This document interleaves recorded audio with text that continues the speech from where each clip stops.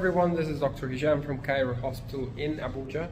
Today we're going to discuss a very important topic called cervical instability. Now, what is cervical instability?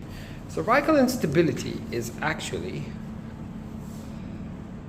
what we see here are the cervical vertebrae.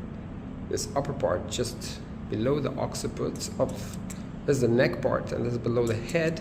This is the first cervical vertebrae, second, third, fourth, fifth, sixth, and seventh. There are 7 cervical vertebrae of the spine, of the cervical spine, and usually these are stabilized by ligaments which are attached or stabilizes the facet joints. The facet joints are the joints between one vertebrae and the other. So this is called a facet joint. They're usually ligaments that stabilize it. So when the neck tends to move, you can see the facet joint. See, because there are no ligaments, what happens? The facet joints open up, right? So when the ligaments are there, it actually stabilizes the motion, and this facet joint stays in place without opening up and closing up. The second stabilizer is the interspinous ligament and the ligamentum flavum.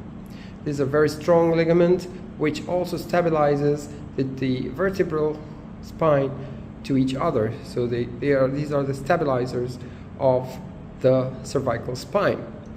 Now, when people have cervical instability due to weak ligaments and muscles, which lies right here, there are certain muscles that stabilize the neck too, so muscles and ligaments. So when there is cervical instability due to weak muscles and ligaments, there's a very important structure which is colored in red.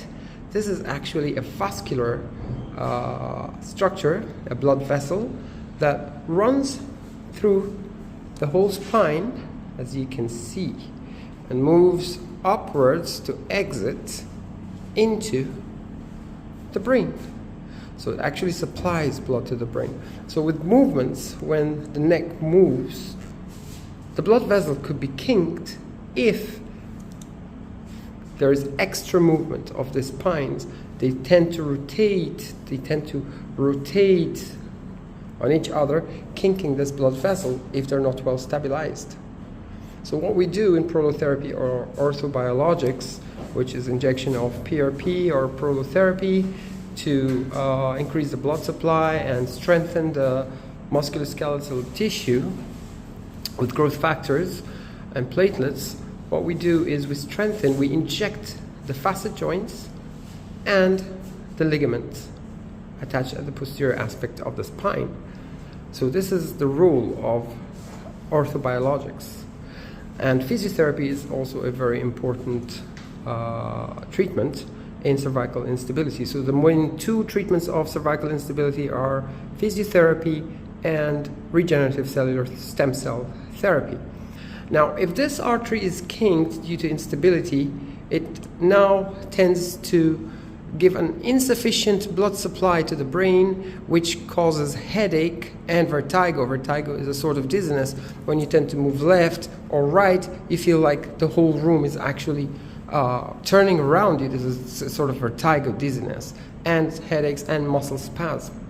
So prolotherapy, regenerative cellular therapy, is very important to stabilize the cervical spine to prevent the kink of this vertebral artery.